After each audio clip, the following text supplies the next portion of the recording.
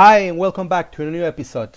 Today's episode is about data frame. I want to introduce you what is a data frame. In previous videos you have listened to about data frames. Today we're going to focus on this, how to define a data frame. Also we're going to say or discuss what is adding more components. Is this a list or a matrix? What is a data frame exactly? We will see how to add more components, how to access to some values or some columns, attributes, features, how to delete values or a value, columns, one column. This is all we're going to discuss today. Okay, what is the definition of data frame? A data frame is a storing table. Okay, we use this for storing tables. Okay, but how can we define a data frame? Like this. Okay, let's say for example n. N is a vector. N is a vector, S is another vector, but check the difference between this one. This one is a numerical vector and this one is string or characters vector. B is a Boolean vector. However, all of these can be combined, unite in a single data frame, in a single table. Okay? This is how we define it. We say, okay, create a table, in this case we call it data frame, with vectors n, s, and b.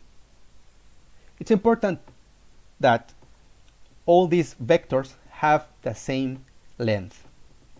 Okay? Check, for example, what is going to do r if some of these vectors have different length. Okay?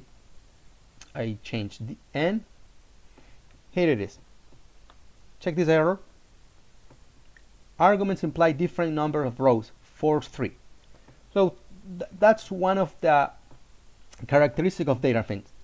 All the features need to have the same length. In this case, for example, all of them have 3 components. Okay.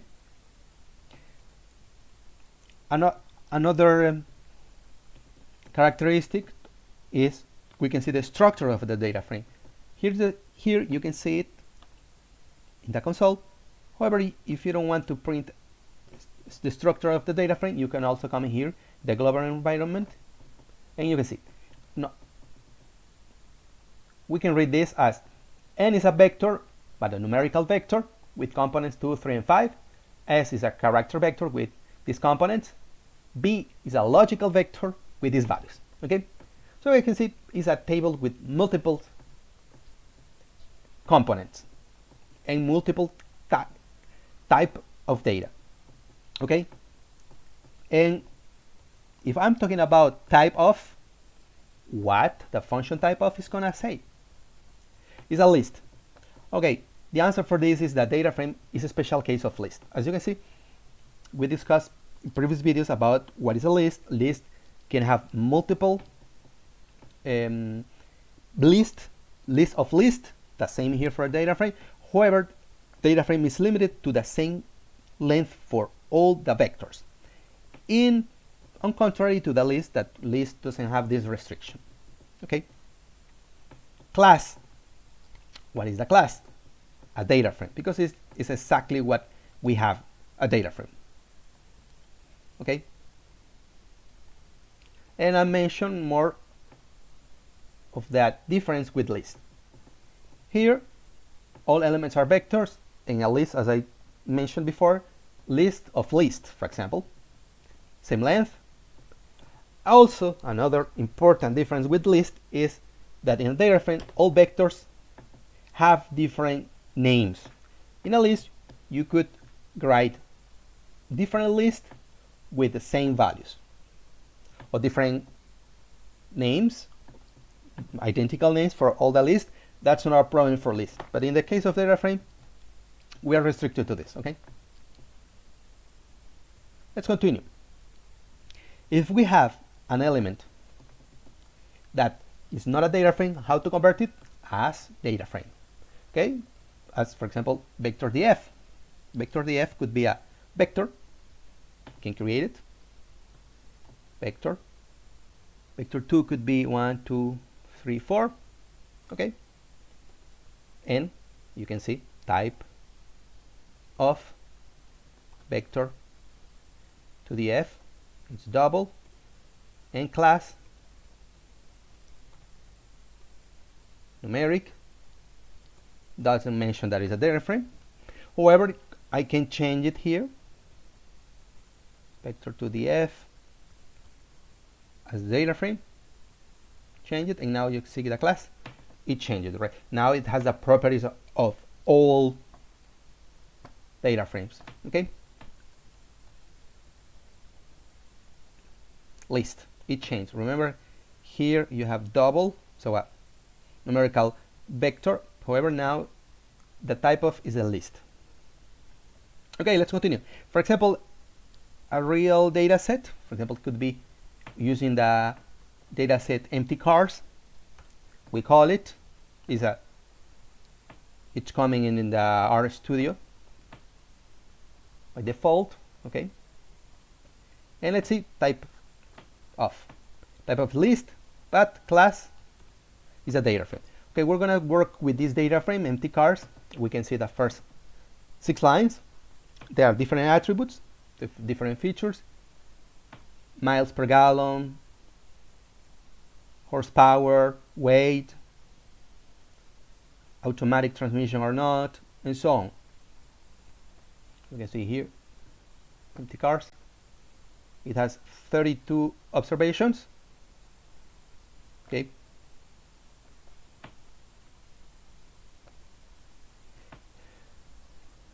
Now, the thing is, how I am going to access to this data frame to get back the information? There are different ways. If I'm gonna work it, I'm gonna use it as a list or like a matrix. Both are okay. Here, if I have a list, I could retrieve the information like this. There is a attribute qsec, and check. It's gonna give me back all the 32 observations for this attribute. Okay. However, if I type it like this, it's like a matrix, you see.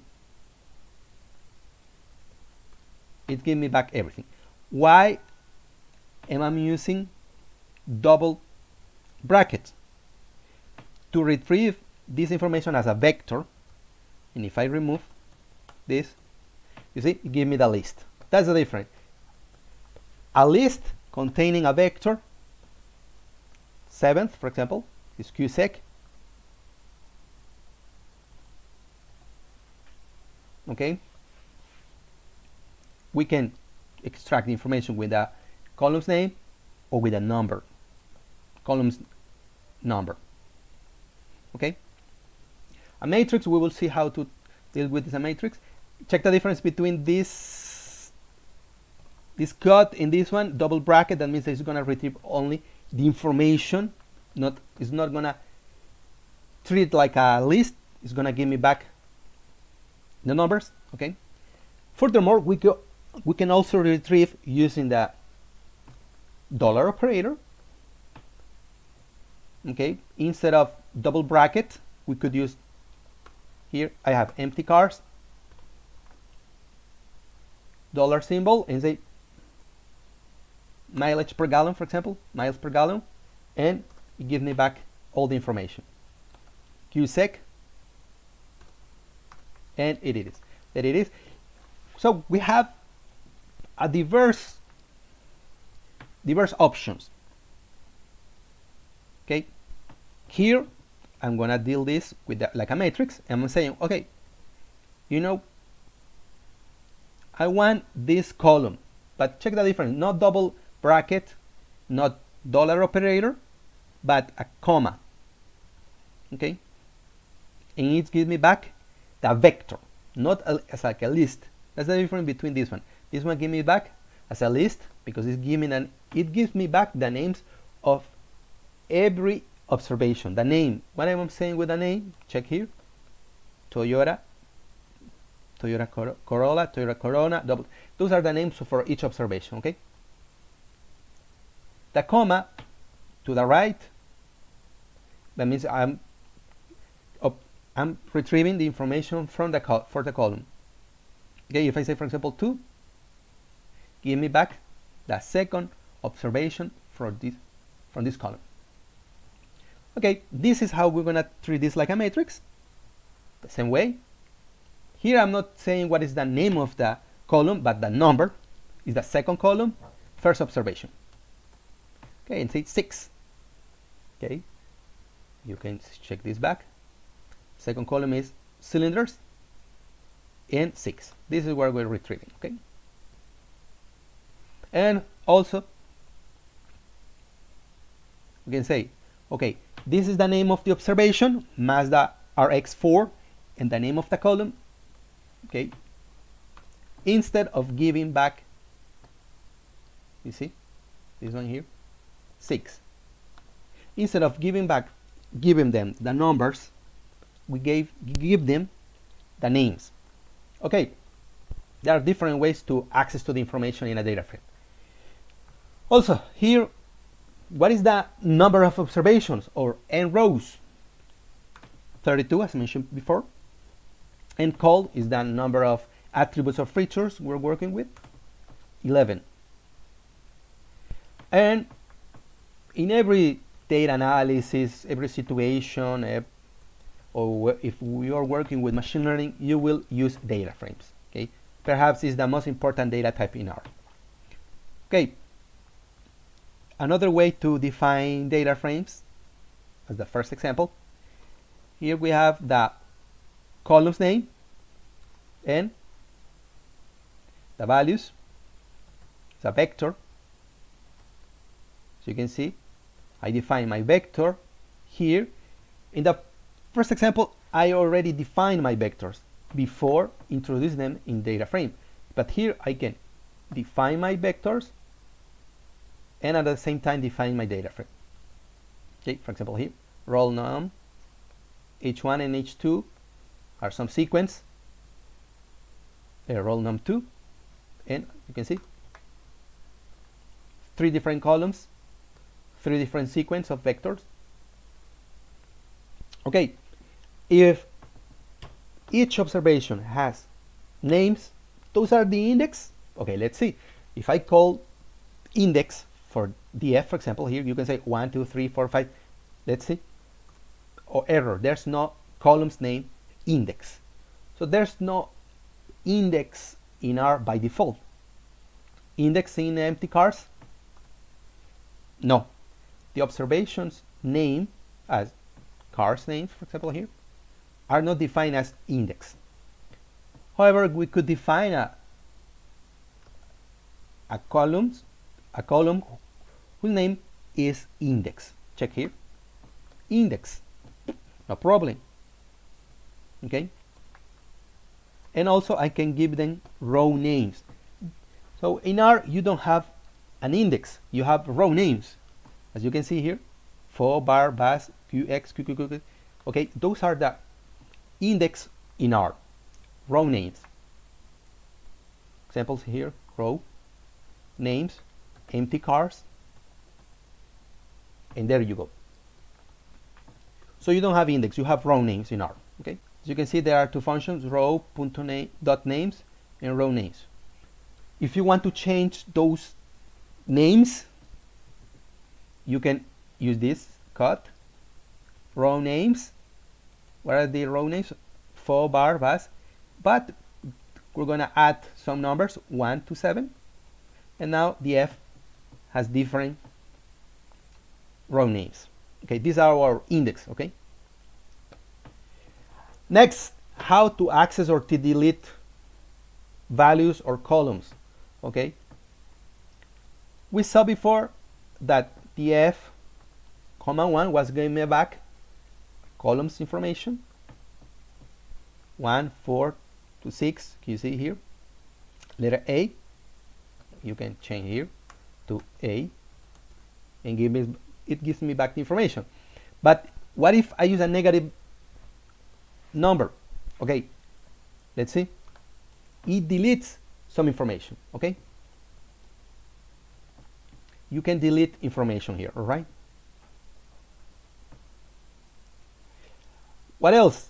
Okay, you can not only delete one column, you can suppress more than one column using C as a vector of index columns or index of columns.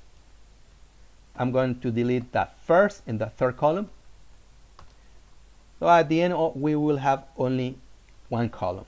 We had 3, and then I erased the first one and the third one. So only one column remains. And what about if the comma is to the left? If the values are to the left of the comma? Okay, so that means that we're going to delete the first observation. Check, here you compare. The first observation is erased.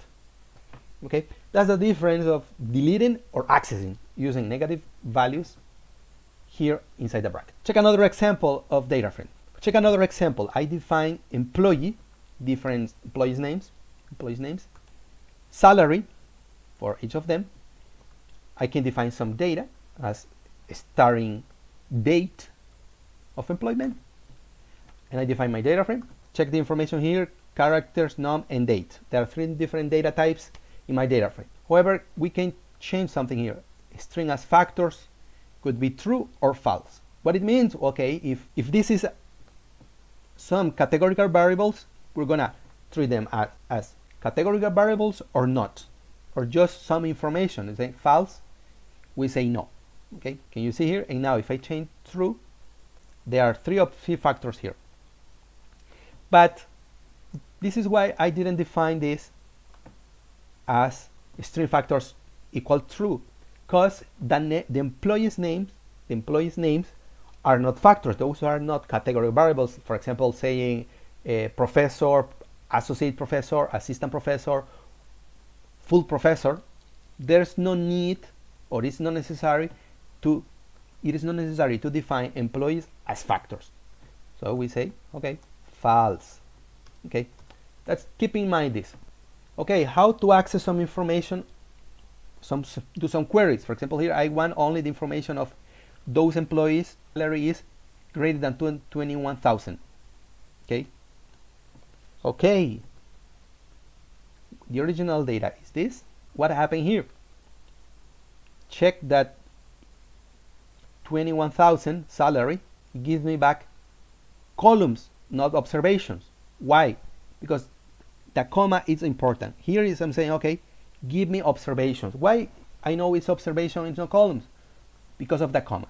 The comma to the values to the left are gonna give me true or false. Check here. False, true, true. That means that it goes to this column salary, and it's gonna ask, is 21,000 greater than 21,000? False. True, true for the next observation. And comma, I'm telling, are give me back the observations. Okay, this is different, right? Peter, Jean, and Jolly Hope have salaries greater than 21,000. Okay, that's a difference.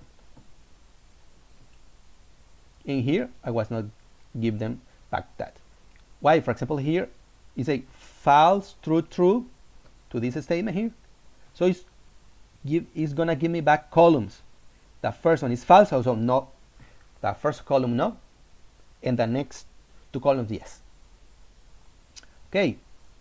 Another way to say it is give me back the information, but not for all the data frame, but for only one variable, employee. Here, for example, the difference between this statement and this one is that I don't want the information from all the data frame. I want the information from this variable only, employee. So it's gonna compare if this is true, false, true, true, false, and then it's gonna give me what? All those employees with a start date after January 1st of 2008. Those are John Doe and Peter Jean. Okay, I can select also columns like this, employee and salary.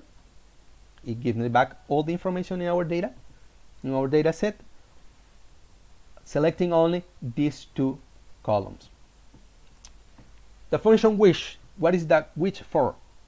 Okay, this one is going to give me the position when this statement here is true. For example, here it's gonna ask in my data frame if the employee's name is John Doe or not. True, false, false. So which has to give me back? The output of this has to be where is the position, or which is the position of John Doe in my data frame. It's tell me, okay, is in the first position or the first observation. This is data frames. If you have any question or any observation, please, it's welcome back. It's welcome. It's very welcome. Thank you very much. See you.